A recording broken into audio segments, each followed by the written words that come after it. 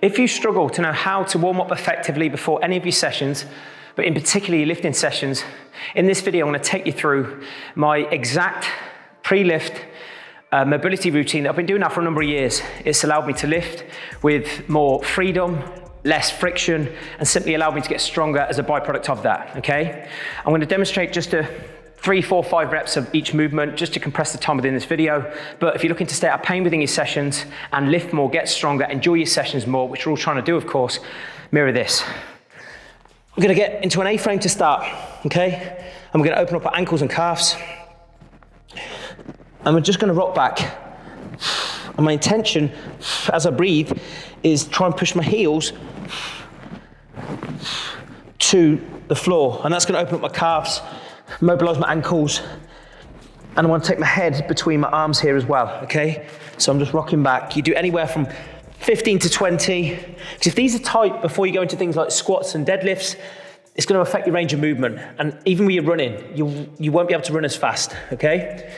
Then hands together, we're going to go into a Spider-Man with twist. One of the best all-round mobility exercises. If you ever press for time, do this exercise alone, all right? The back leg, the knee is going to be virtually touching the floor. You can touch the floor if you want to. This is going to open up the hip flexor, the quad. Going to push the knee out, make sure your heel and your front toe stays in contact with the floor. Elbow to ankle off the same side. And then we're going to open up. It's going to open up your chest, your back. Just a fantastic all-round mobility exercise. Bring your hands together. Once you've done maybe 5 to 10 each side, drop the other leg. It's going to open up the hip flexor and the quad. Push the knee out. Make sure your heel and your big toe stays in contact with the floor. Elbow to ankle.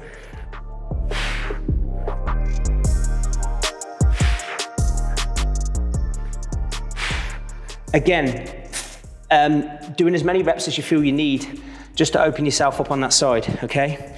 Then what I typically do from there, okay, is go into kneeling rock backs. Okay, this is where I'm gonna open up my groins. It's like a squat position, and I don't want to be flexing my spine here. Okay, head, neck, spine neutral, rock forward.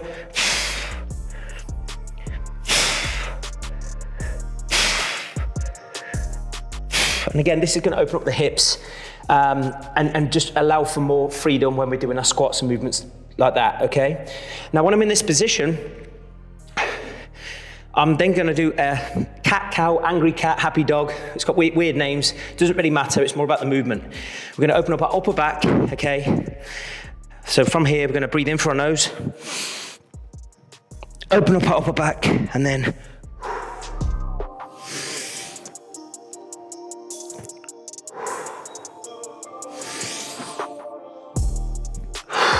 and again, you can do anywhere from 5 to 10 of them, depending on how tight you are, especially if you work at a desk a lot, your upper back gets tight, your neck gets tight.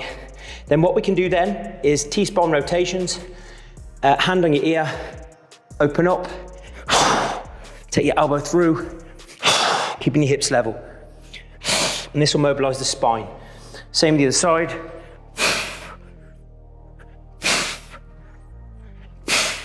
Okay, now, one of my most favorite ones is the 90-90 stretch, especially if you've got tight hips, which I have from absolutely battering myself, years of football, years of lifting, okay? And I struggle to do a standard pigeon stretch. This is similar to that, okay? What we want is legs 90 degrees here. Your foot, your knee, your foot all wants to be in line, but my hips want to be level. I want to make sure my palms are parallel, so I'm not twisting here. Okay, try and keep your knee down, chest up. And as I push down here, that's going to open up my glute. Again, let my hip breathe a little bit. And we're going to rock forward and back. Keeping hips level. And you'll find that will really open up your glute. Once you've done your reps, switch side. You'll naturally have one side that's a little bit tighter than the other, okay? Now from here, same. I don't want to see this, okay? It's not doing a lot, okay? We want to make sure that this knee stays pressed down and we're opening up this part of our glute.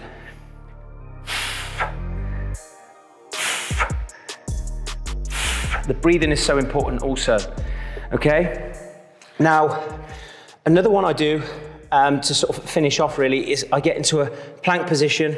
Basically, this is called an inchworm. And I've got long arms and decent flexibility, okay? But if you haven't, I'm gonna show you what to do. We're gonna keep our chin down. I'm gonna shoot our glutes up, keep our legs straight, walk our feet to our hands. As far as you can go, as far as you can go, as far as you can go. I've got long arms, decent flexibility, okay? And then from there, articulate the spine, up and then down.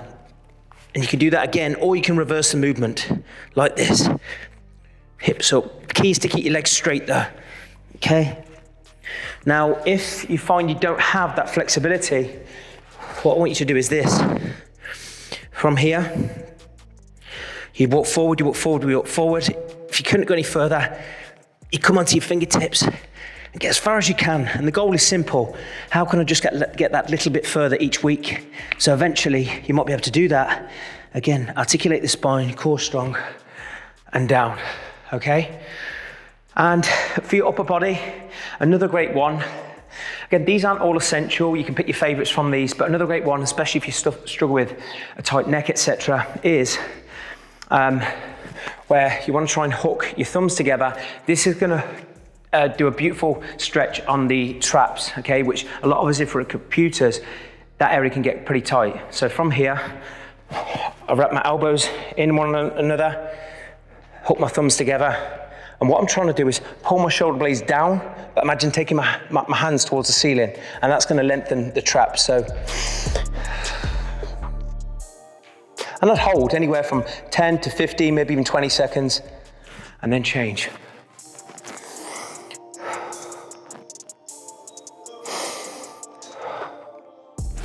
And that's that. As I said, you can go very extensive with your mobility exercises. I would say as a takeaway, if you press for time, just do Spider-Man with twist, 5 to 10 reps each side. It's a fantastic all-round mobility exercise. But if you do have time, and I challenge anyone who says they don't have time, then try and do all of those exercises and just watch how much smoother and more enjoyable your sessions are. Because remember, when you're trying to build a great body, you want to keep yourself in the gym week to week, month to month, okay? And if you neglect mobility, which I used to do, you will pick up more injuries, and that can be very frustrating, and it'll hold you back, and I'm sure that's the last thing you want to do. So please give that a whirl. Love you to share your feedback with me, and feel free to tag me in any of your videos on social media. If you want me to review your technique, please like and subscribe, and I'll see you next time.